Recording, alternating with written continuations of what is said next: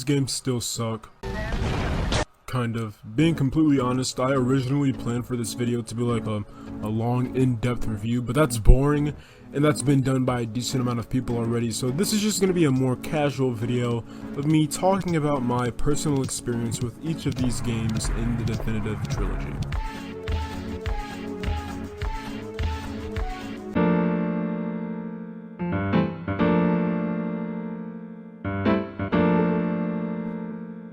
GTA 3 is probably the dullest looking game within the entire trilogy. I mean, Jesus Christ, the original atmosphere is just completely butchered in this game.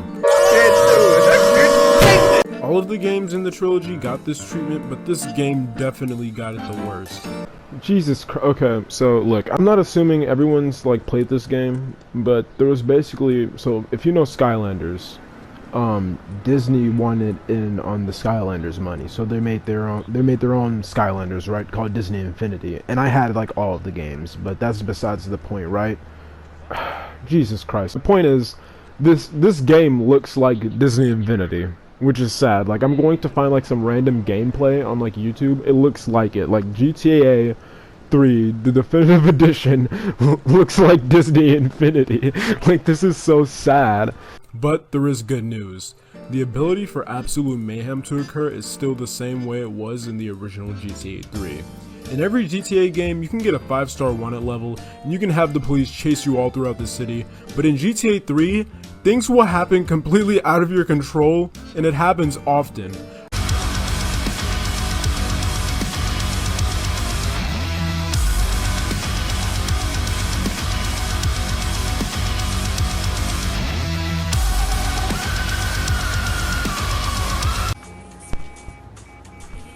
I literally have no clue what's going on. I just wanted to like record some gameplay footage for the video. I did not think any of that was gonna happen, and I did not have my mic on. I was screaming. What was even the purpose? Out of all of the games in the definitive edition, 3 is easily my favorite in terms of just being a pure video game.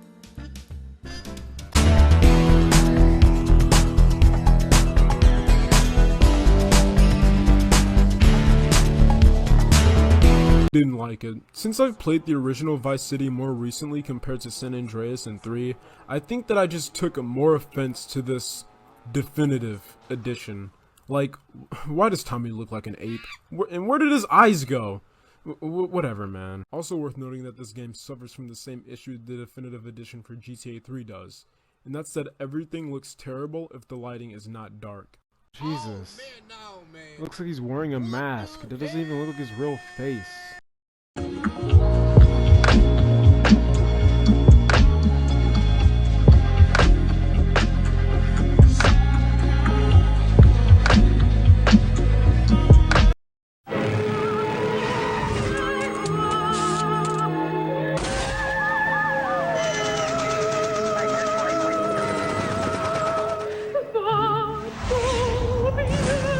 If you do this for me, you'll be a made man.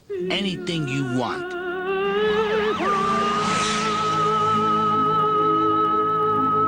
Grand Theft Auto 3, now available at the recommended greatest hits price of $19.99. Rated M for mature.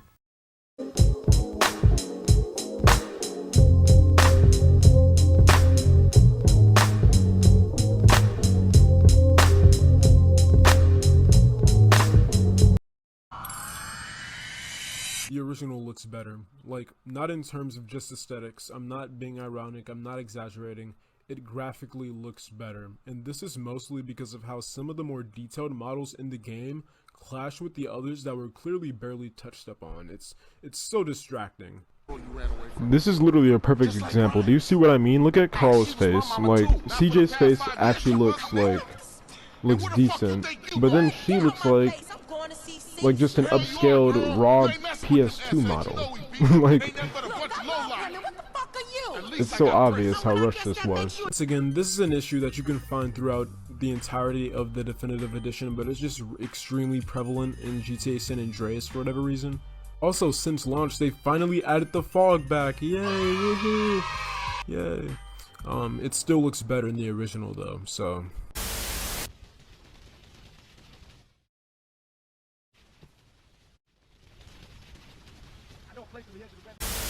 There are many things that I could obviously say about the entirety of this trilogy. A lot of it is negative. Start off on a more positive note, I like how the weapon wheel was added along with better aiming and camera controls. I can imagine not being able to aim and look properly upset all of the hardcore gamers out there. But then that makes me question even more why other things were not updated for newer fans. Like, how come I still can't jump out of a moving car even if my life is in immediate danger? Maybe more customization options for Claude in GTA 3. There are a decent amount of other ideas too that I haven't even mentioned, but we'd be here all day. There's only so much you can do when you're paying a studio that only makes mobile games to develop remasters of the first few entries in your billion-dollar IP.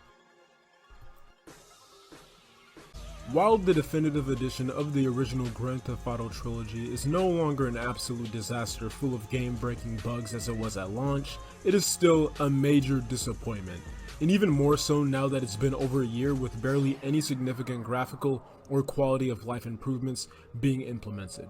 Many people did not and still don't understand fan disappointment towards this game, so I hope the explanation I'm about to offer helps. Imagine that in 2004, someone tells you that in 17 years time, the quote-unquote definitive edition of GTA San Andreas was going to be released on PS4 and PS5. You think to yourself, wow, GTA San Andreas is already graphically impressive. PS5, I wonder how that would all work.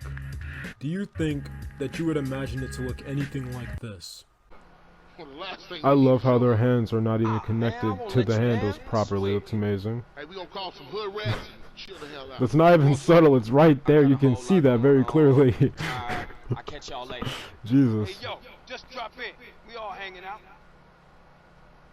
Jill, and get yourself some colors, fool. And a haircut. It's embarrassing to be seen with you. They didn't fix the arm thing either.